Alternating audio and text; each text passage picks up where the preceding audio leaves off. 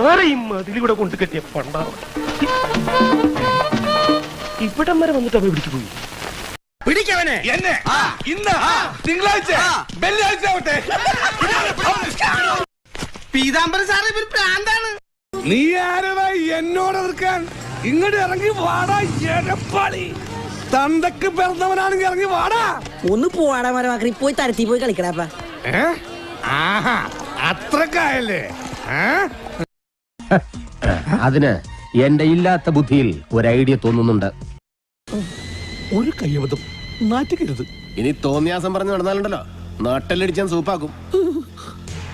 എന്തു വേണ ചെയ്തോ, പക്ഷെ ദേഹോപദ്രവം ഏൽപ്പിക്കരുത്. പഞ്ചഭാവോ